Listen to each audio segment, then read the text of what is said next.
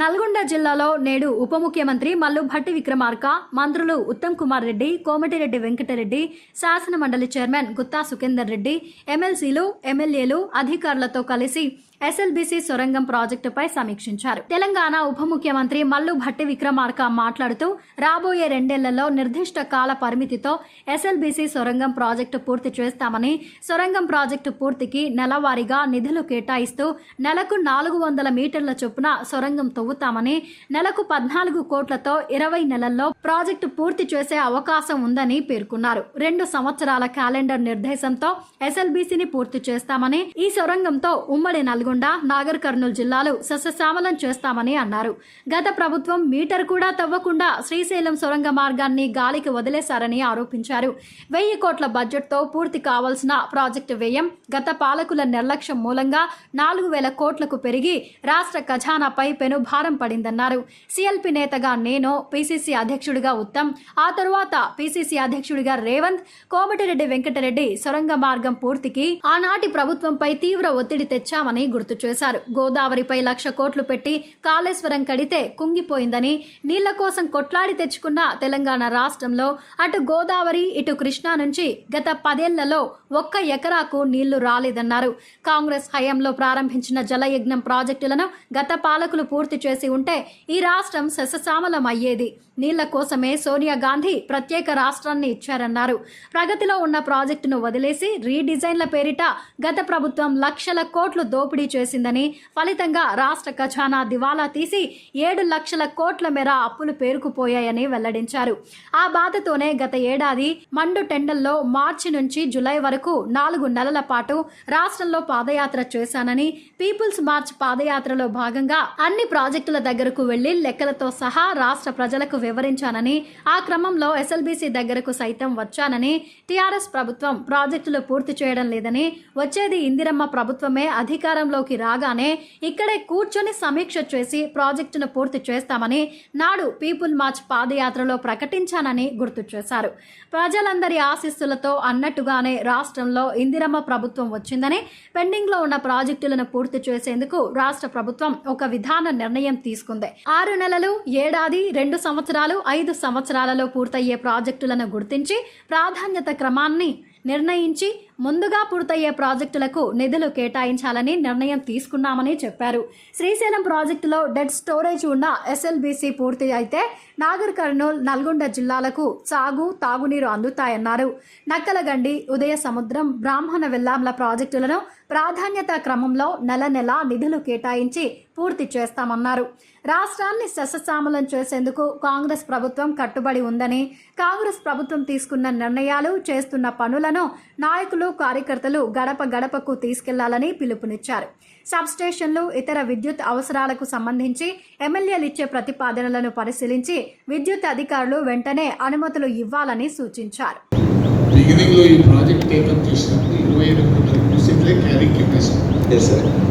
ఇప్పుడు మనము టన్నల్ ఎంత కంప్లీట్ అయితే మనకు 4,000 క్యూసెక్స్, దీంట్లో డిస్ట్రిబ్యూటెడ్ 7,800 క్యూసెక్ల పైన మిగతా 3,500 క్యూసెక్లు కంపల్సరీ పానగల్ ఉదయ సముద్రం వరకు పోవాలి.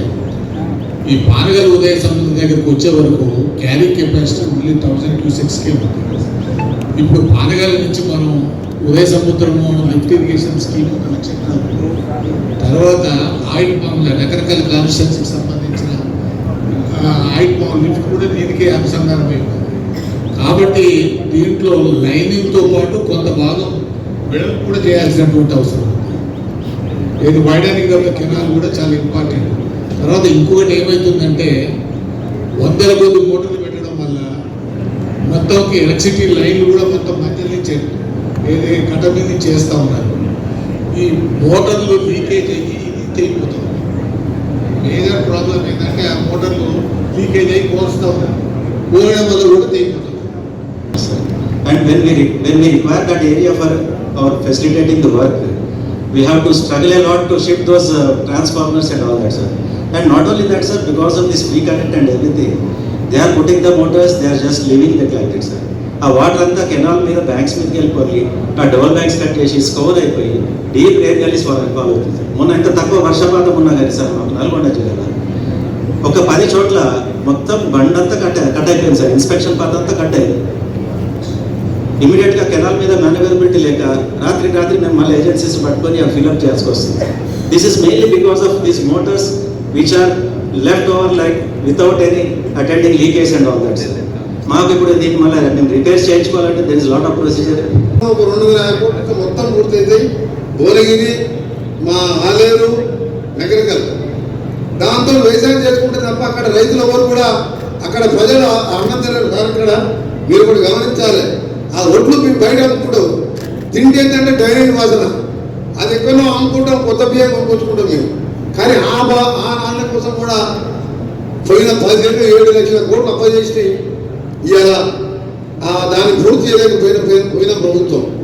అందుకని ఆ పాపం ఆ దేవుడు ప్రజలు ఉన్నది కాబట్టి ఇవాళ పాపం ఇంట్లో కూర్చున్నాడు. ఇవాళ నేను చెప్పిన దండం పెట్టి చెప్పిన ఈ సొరంగం బ్రాహ్మణగిరిలో పూర్తి చేయాలని 7 లక్షల కోట్లు అవసరం లేకుండా కాళేశ్వరం బ్యారేజ్ కింద కట్టి పైకి తీసుకొచ్చి ₹1,00,000 ఎకరానికి ఖర్చు పడే విధంగా ప్రాజెక్టు డిజైన్ చేసి దోసుకు తిన్నారు. ఈ ప్రాజెక్టుకి ఏమని చెప్తే అసలు ఏమాత్రం మనం మనుషులను కాదనంటే చూసిన మా నల్గొండ జిల్లా ప్రజలు.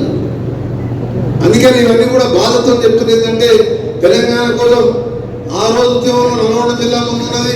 మొన్న ఉద్యమంలో శ్రీకాంత్ సార్ లాంటి వాళ్ళు, నాలాంటి వాళ్ళు పదవులు కొట్లాడాం, మా ఎంపీలు కొట్లాడిండు.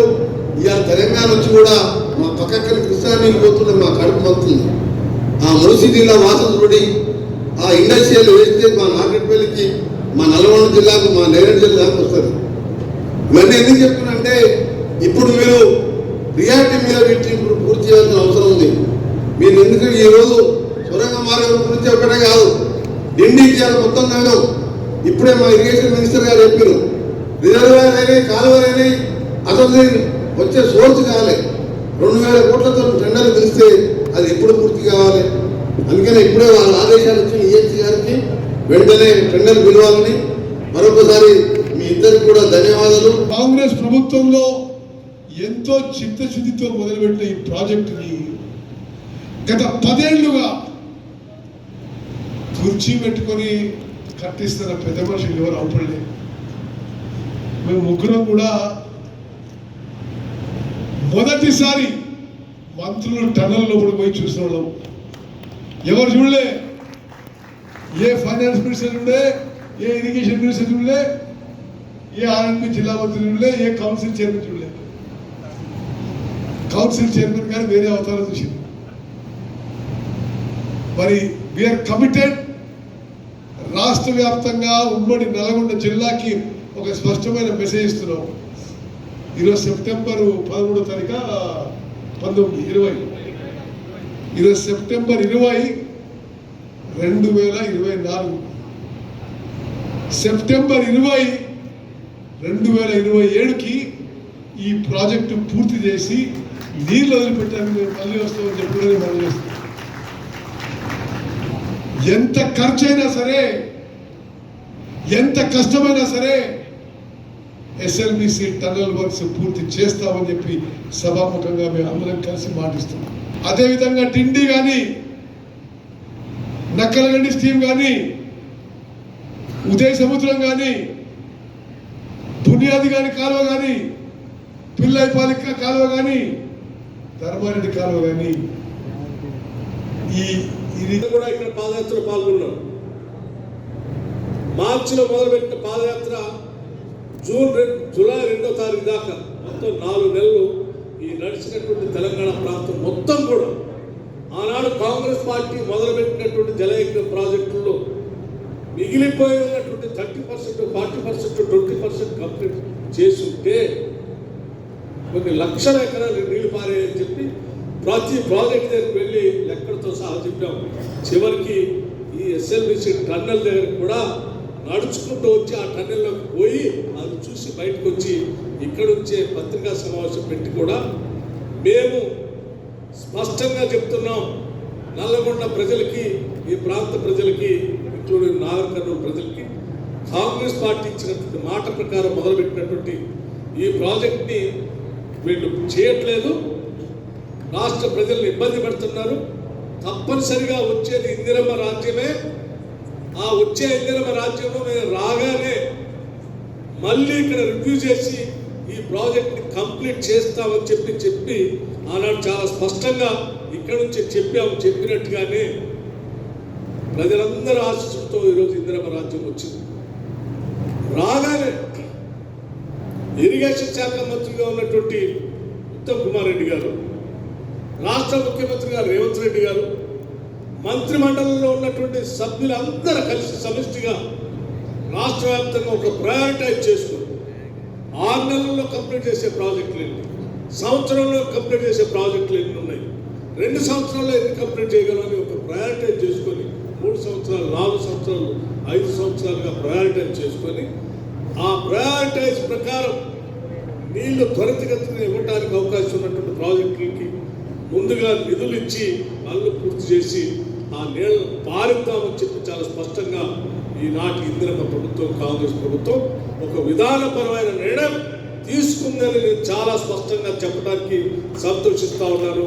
అందుకే ఈరోజు ఎస్ఎల్బిసి ధర్నా దగ్గర కూడా ఇవాళ ఉత్తమ్ కుమార్ రెడ్డి గారు ప్రత్యేకంగా, అట్లాగే కోమటిరెడ్డి వెంకటరెడ్డి గారు ప్రత్యేకంగా ఈ ప్రయారిటైజ్ పెట్టుకున్నటువంటి ప్రాజెక్ట్ ఇది. దీనికి వెంటనే చాలా దాదాపు 2.5 సంవత్సరాల నుంచి 3 సంవత్సరాల నుంచి పనులే ఆగిపోయినాయి. ఇక్కడ అసలు వర్క్ ఫోర్సే లేదు.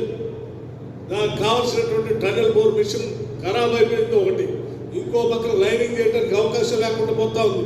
కాబట్టి దీన్ని వెంటనే చేపడదామని చెప్పి వారు ప్రయారిటైజ్ చేసుకొని పనులు మొదలు పెట్టించడానికి టన్నెల్ బోర్ మిషన్ కోసం, ఆ బేరింగ్ కోసం అమెరికా పంపించారు ఒక మంత్రి గారిని, వెంకటరెడ్డి గారిని. ఇక్కడ కావాల్సిన నిధులు ఏం కావాలో చెప్పి ఉత్తమ్ కుమార్ రెడ్డి గారు ప్రత్యేకంగా ఆ నిధులు ఫైనాన్స్ డిపార్ట్మెంట్ పంపించి 42 కోట్ల రూపాయలు వెంటనే రిలీజ్ చేయించి పనులు మొదలు పెట్టించే కార్యక్రమం. కేవలం 42 కోట్లతో పని మొదలుపెట్టి వదిలేస్తామని ఆలోచన లేకుండా వెంటనే ఇక్కడ పిలిపించి రివ్యూ కూడా మొదలుపెట్టారు. ఈ రివ్యూలో మొదలుపెట్టి ఏం చూపించారు? మొత్తం అసలు శ్రీశైలంలో మొత్తం డెడ్ స్టోరేజ్ ఉంటే కూడా నీళ్ళు ఎక్కడి నుంచి తోడుకోవచ్చో చూపిస్తూ ఈ కేవలం ఈ టన్నెల్ ఒకటే కాదు, ఎస్ఎల్బిసి టన్నెల్ ఒకటే కాదు, టన్నెల్ కింద ఉన్నటువంటి నక్కలగడ్డి ప్రాజెక్టు దాన్ని, ఆ తర్వాత దాని కింద ఉన్నటువంటి ఉదయ సముద్రం ఏంటి మనం టార్గెటెడ్గా పూర్తి చేయలేము. కాబట్టి ఆ రకంగా చేయాలని చెప్పి నేను మీ అందరికీ హృదయపూర్వకంగా విజ్ఞప్తి చేస్తున్నాను. అట్లాగే డిండి లిఫ్ట్ ఇరిగేషన్ సంబంధించి చెప్పాను, దానికి సంబంధించి కూడా ఆ డిండి లిఫ్ట్ ఇరిగేషన్ సంబంధించి కూడా క్లియర్ చేయడానికి సిద్ధంగా ఉంది. అట్లాగే మిగతా ఆ భువనగిరి నియోజకవర్గంలో ఉన్న మూసీ పరివాహ ప్రాంతంలో ఉన్నటువంటి కెనాల్స్ని పూర్తి చేసుకుంటే దాదాపు గ్రావిటీ ద్వారా మారేటువంటి కాలువలు అవన్నీ కూడా చేయాలన్నా తప్పనిసరిగా వాటికి కూడా ఈ రివ్యూ మీటింగ్లో ఇరిగేషన్ శాఖ వారు ప్రయారిటైజ్ పెట్టుకున్నారు. కాబట్టి దానికి కూడా క్లియర్ చేయడానికి ఏమి ఇబ్బంది లేదు. Achampet lift irrigation already sanction అయ్యి అడ్మినిస్ట్రేటివ్ శాంక్షన్ అయి ఉంది.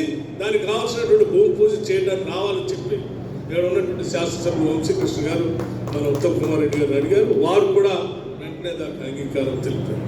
ఇలా ప్రాజెక్టులన్నింటినీ ప్రయారిటైజ్ చేసుకుని ముందుకు పోయే కార్యక్రమంలో మనంతా ముందుకు పోతున్నాం. తప్పనిసరిగా ఈ ఎస్ఎల్బిసి టన్నెల్ని, ఉదయ సముద్రాన్ని, తర్వాత ఇంకోటి పెళ్లిపాకల ప్రాజెక్టు అన్నింటినీ కూడా తొందరగా కంప్లీట్ చేసుకొని నల్గొండ జిల్లాకి ఎటువంటి ఇబ్బంది లేకుండా సస్యశ్యామలంగా మారటానికి కాంగ్రెస్ ప్రభుత్వం కట్టుబడి ఉందని చెప్పి మరొకసారి నల్గొండ, నాగర్ కర్నూలు జిల్లా ప్రజలకి చాలా స్పష్టంగా చెప్తా ఉన్నాం. ఎక్కడ ఒక